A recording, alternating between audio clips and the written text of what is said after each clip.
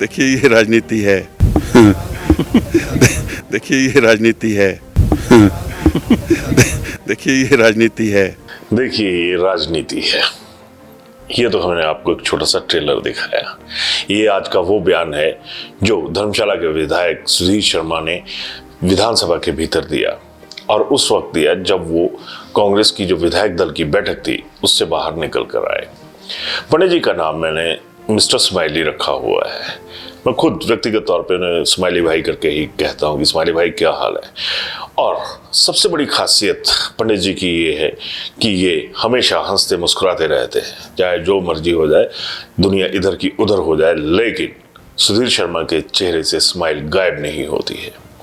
और आज वो यही वजह रही कि सुधीर शर्मा स्माइल करते करते बहुत सारी ऐसी बातें कह गए जो कि सही मायनों में बताती हैं कि राजनीति होती क्या है, राजनीति चलती कैसे है। तो आज पहले ये सुधीर शर्मा का पूरा बयान सुन लीजिए, फिर इसके आगे खबर पर चलते हैं। सर एक सवाल और है। आज तो सदन में मुख्यमंत्री ने कह दिया कि सुधीर शर्मा मंत्री बनेंगे। देखिए ये राजनीति है। अब ये 14 महीने का कार्यकाल निकल गया है। अब आचार संहिता मार्च के पहले हफ्ते में लगेगी। तो अब ये तो जो लोकसभा के चुनाव होंगे उसके बाद क्या परिस्थितियां बनती हैं तो उसके बाद ही होगा। वैसे जो चीज़ समय पे जब होनी चाहिए, अगर उस समय ना हो तो जब आदमी को भूख लग रही हो तभी खाना खाएगा, जब उसका पेट भरा हुआ तब थोड़ी खाएगा। तो ठीक है, मैं अपने विधायक के रूप में कार्य कर रहा हूँ और जब तक हूँ तो विधायक के रूप में ही करूँगा। आप किसी और को एडजस्ट कर सकते हैं, मैं तो पहले भी विधायक रहा हूँ। क्या सुधीर शर्मा जी लोकसभा के लिए तैयार हैं? नहीं, मैंने ये तो पहले ही स्टेटमेंट दी है कि जो लोग सत्ता के केंद्र में हैं और जो लोग आज सरकार में हैं उनको मौका देना चाहिए। एक विधायक बेचारा जो अपने चुनाव क्षेत्र तक सीमित है वो कहाँ लोकसभा का चुनाव लड़ेगा, वहाँ तो बड़े बड़े धुरंधरों को उतारना चाहिए। तो देखा कितने स्माइल से, कितने बड़े प्यार भरे अंदाज से शर्मा जी ये बता गए कि ये राजनीति है। और जब राजनीति की बात आती है तो जो भाषा होती है और जो उसमें इशारे होते हैं वो देखने और समझने लायक होते हैं कि सामने से जो व्यक्ति बोल रहा है उसके हाव भाव क्या है, उसकी जुबान पर क्या है, उसके दिल में क्या है, उसके दिमाग में क्या है। और पंडित जी की तो ये खासियत रही है कि इनके दिल में क्या है, दिमाग में क्या है, ये सिर्फ यही जानते हैं। किसी दूसरे को इस बात का अंदाजा लगाना बहुत मुश्किल हो जाता है कि सुधीर शर्मा अभी सुधीर ही हैं या अधीर हो चुके हैं।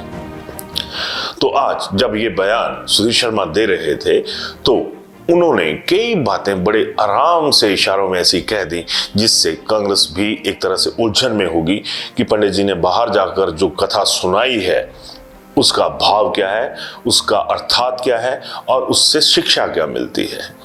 खैर, बात कर रहा था इस खबर की, तो सुधीर शर्मा से यह पूछा गया कि आप क्या लोकसभा का चुनाव लड़ेंगे।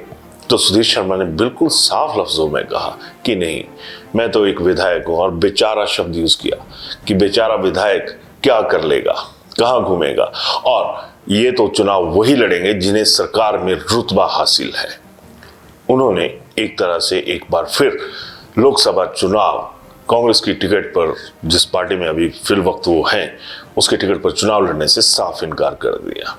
देखिए, राज्यसभा चुनाव को लेकर आज विधायक दल की मीटिंग हुई है और उसमें हमारे जो विधायक दल के नेता हैं, माननीय मुख्यमंत्री सुखविंदर सिंह सुक्खू जी, उन्होंने सबसे बात की है और सबको कहा है कि 27 को सभी यहाँ रहना है और पार्टी के जो प्रत्याशी हैं आधिकारिक रूप से अभिषेक मनु सिंघवी जी, उनके पक्ष में सभी को मतदान करना है। सर, भाजपा तो कांग्रेस के भरोसे है कि कांग्रेस में कई तरह की गुटबाजी है, तो वो इंतज़ार कर रहे हैं, कांग्रेस के भरोसे वो इस चुनाव में उतरे। नहीं, वो अब उन्होंने क्या सोच करके उम्मीदवार उतारा है ये तो वही बता सकते हैं। लेकिन मुझे लगता है कि जिस प्रकार से आज मीटिंग हुई है, सभी लोग इधर थे, तो परिणाम कांग्रेस के पक्ष में आएगा। फिर इसके बाद शर्मा जी से पूछा गया कि शर्मा जी, आपको क्या लगता है कि जो राज्यसभा में बीजेपी ने कैंडिडेट दिया है उसके ऊपर आपकी क्या राय है। वहां पर भी पंडित जी ने गोलमोल जवाब दिया, वो भी आप समझ गए होंगे। लेकिन जो सबसे बड़ी बात कही वो उन्होंने ये बात कही कि उस दिन कांग्रेस जीतेगी। लेकिन सियासत कहां पर घूमी? सियासत उस धुरी पर जा पहुंची जिस धुरी पर अभी कांग्रेस चुभन महसूस कर रही है, उसके ऊपर घूमते हुए उन्होंने लोकसभा चुनावों के बाबत जब बात की गई, उन्होंने कहा ये तो नतीजे ही बताएंगे कि क्या होता है, उसके बाद बहुत कुछ बदल सकता है। तो सुधीर शर्मा ने जो राजनीति की बात कही थी कि ये राजनीति है, तो राजनीति में भी सुधीर शर्मा एक नीति और बड़े साफ तरीके से सरकार को समझा गए। उन्होंने कहा कि जब भूख होती है तभी खाने की जरूरत होती है, और उन्हें तो भूख रही ही नहीं है, तो अब अगर खाने को दिया भी जाएगा तो उसका क्या फायदा। देखिए कितनी खूबसूरती के साथ ये बता दिया कि 14 महीने जो हैं वो हिमाचल सरकार को बने हो चुके हैं, और आने वाले 2-3 महीने जो हैं वो लोकसभा चुनाव की जो आचार संहिता है उसमें निकल जाएंगे, यानी 17-18 महीनों का जो गैप है वो बन जाएगा। और ये भी जोड़ दिया कि मैं विधायक हूं, मैं पहले भी विधायक रहा हूं और मैं खुश हूं, मैं अपनी पब्लिक के बीच में खुश हूं। तो खुशी का जो इजहार तो सुधीर शर्मा ने कर दिया, लेकिन इस खुशी शब्द के इस्तेमाल के साथ उन्होंने घबराहट जो है वो कितने चेहरों पर पसरा दी है जो कांग्रेस के भीतर है, ये भी एक यक्ष प्रश्न है। सुधीर शर्मा का ये जो शरारत भरा, स्माइल से लबरेज जो ये बयान था, वो अपने आप में बहुत सारी चीजों को बयान करने वाला था।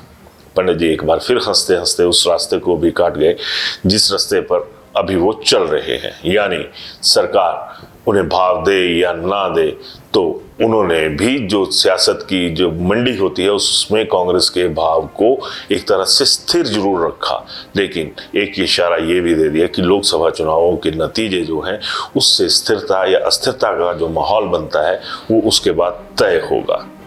पिछले कुछ दिनों से राजेंद्र राणा जो कि सुजानपुर के विधायक हैं, उनकी और सुधीर शर्मा की जो जुगलबंदी है सियासत में वो बहुत चर्चा में है।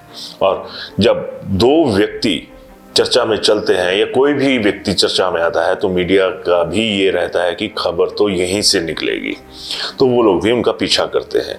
आज जो सीएलपी की बैठक हुई उसमें राजेंद्र राणा भी गैर मौजूद रहे, और जब उनसे बात की गई तो ये पता चला कि आज उनके बेटे अभिषेक राणा की जो शादी के बाद पहली जो एनिवर्सरी है वो है, और राजेंद्र राणा वहां पर गए। तो अब ये सवाल भी बहुत जरूरी हो जाता है कि जहां एक तरफ अभिषेक मनु सिंघवी के साथ टक्कर है सीधी भाजपा ने खड़ी कर दी है, उसका आलम क्या होगा। अगर कांग्रेस के परिवार की बात करूं, जिस तरह से मैंने राजेंद्र राणा की पारिवारिक बात कही, तो क्या वजह है कि अब ये नौबत भी कांग्रेस के अंदर आ चुकी है कि कांग्रेस के परिवार से थोड़ा सा लीक से हटकर नेता अपने परिवारों को तरजीह देने शुरू हो गए हैं। खैर राजेंद्र राणा का तो बयान कोई आधिकारिक तौर पर इस सिलसिले में सामने नहीं आया है, लेकिन ये जरूर सामने आ गया है कि जो कुछ भी कांग्रेस के भीतर पक रहा है वो पकेगा या कच्चा पक्का रह जाएगा, इसके बाबत अंदाजा लगाना अभी तक मुश्किल है। लेकिन यह भी तय है, एक और बहुत बड़ी बात है इस सारे मसले में, कि सुजानपुर विधानसभा क्षेत्र पिछले लगभग 15 सालों से यहाँ पर जो माहौल है वो, अगर सुजानपुर की बात करूं तो वो बहुत सारा गड़बड़ है। क्योंकि जब सत्ता परिवर्तन भाजपा के भीतर इन्हीं राजेंद्र राणा की बदौलत हुआ था, तो प्रोफेसर प्रेम कुमार धूमल जो पूर्व मुख्यमंत्री भी हैं, उनके हालात भी बीजेपी ने वैसे बनाकर रख दिए थे जिस तरह के मौजूदा दौर में कांग्रेस ने राजेंद्र राणा के बनाए हुए हैं, यानी हाशिए पर। जयराम सरकार के दौर में भी जो प्रोफेसर प्रेम कुमार धूमल थे, जिन्होंने जो हाईकमान का फैसला था उसे सिर माथे रख लिया था, उन्हें ताक पर रखने में जो पुरानी सरकार थी बीजेपी, उसने भी कोई कमी नहीं रखी थी। और अभी ये हालात राजेंद्र राणा के भी हैं, सुजानपुर विधानसभा क्षेत्र के वैसे ही हालात हैं। ना प्रोफेसर धूमल को उनके लोगों ने तरजीह दी थी, और ना ही अब राजेंद्र राणा को कांग्रेस को तरजीह देती हुई दिख रही है। बस एक जंग सी चली हुई है, और इस जंग का जो अभी तक का माहौल है वो हमने आपको बताया। सियासत तो आपने पूरी की पूरी सुधीर शर्मा के मुखारविंद से सुन ली है। अब आप ये तय कीजिएगा कि आखिर हो क्या रहा है। इस पर अपनी राय जरूर दीजिएगा। धन्यवाद। शिमला होटल, घर के बाहर घर जैसा अपनापन। अपने वेकेशंस को सुनहरी यादों में पिरोएं शिमला होटल के साथ। राजसी वैभव और राजस्थानी आव भगत जो देगी आपको एक रॉयल फील। हिमाचल वासियों के लिए जयपुर में ठहरने का अपना hotel Shimla hotel. Heritage above 1, हवा महल रोड, चांदी की टकसाल, जयपुर।